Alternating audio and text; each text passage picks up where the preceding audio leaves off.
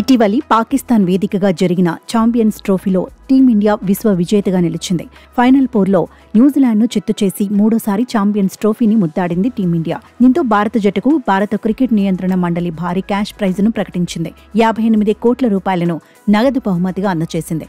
తాజాగా social media వేదికగా BCCI ఓ ప్రకటనను విడుదల చేసింది. ఈ క్యాష్ ప్రైజ్ను జట్టులోని ఆటగాళ్లు, కోచ్లు, సపోర్ట్ స్టాఫ్తో పాటు సెలెక్షన్ కమిటీకి ఇస్తామని పేర్కొంది. వారి ప్రదర్శనకు సత్కారంగానే ఈ నజరానాను ప్రకటించినట్లు స్పష్టం చేసింది బీసీసీఐ.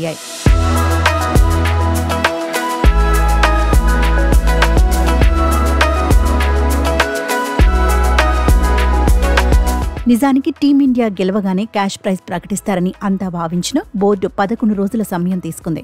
అయితే ఈ ప్రైజ్ మనీలో ఎవరికి ఎంత అనే వివరాలను వెల్లడించలేదు.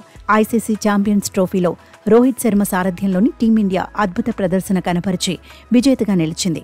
ఓటమెరుగని జట్టుగా టీమిండియా టైటిల్ అందుకుంది. లీగ్ దశలో బంగ్లాదేశ్, పాకిస్తాన్, న్యూజిలాండ్ను మట్టి కరిపించిన టీమిండియా సెమీఫైనల్లో ఆస్ట్రేలియాను ఓడించింది. ఉత్కంఠగా సాగిన ఫైనల్లో న్యూజిలాండ్పై 4 వికెట్ల తేడాతో గెలిచి విశ్వ విజేతగా నిలిచింది.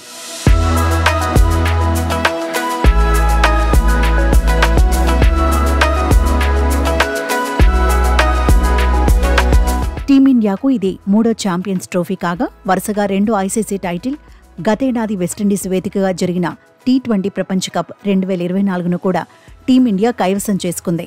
ఈ సమయంలో భారత జట్టుకు బీసీసీఐ 125 కోట్ల భారీ నజరానాను ప్రకటించింది. ఈ 125 కోట్లలో జట్టులోని ఆటగాళ్లతో పాటు హెడ్ కోచ్ రాహుల్ ద్రావిడ్కు తలో 5 కోట్లు ఇచ్చిన బీసీసీఐ సహాయక కోచ్లకు తలో 2.5 కోట్లు, అలాగే ఇతర సహాయక సిబ్బందిగా ఉన్న 9 మందికి తలో 2 కోట్లు ఇచ్చింది.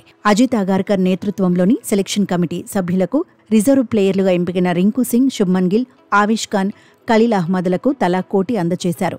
అయితే సపోర్ట్ స్టాఫ్తో సమంగా తనకు కూడా 2.5 కోట్లు ఇవ్వాలని రాహుల్ ద్రావిడ్ కోరినట్లు అప్పట్లో వార్తలొచ్చాయి. ఈ క్రమంలోనే తాజా 58 కోట్ల ప్రైజ్ మనీలో ఎవరికి ఎంత ఇవ్వాలనే వివరాలను వెల్లడించలేదని అర్థమవుతోంది.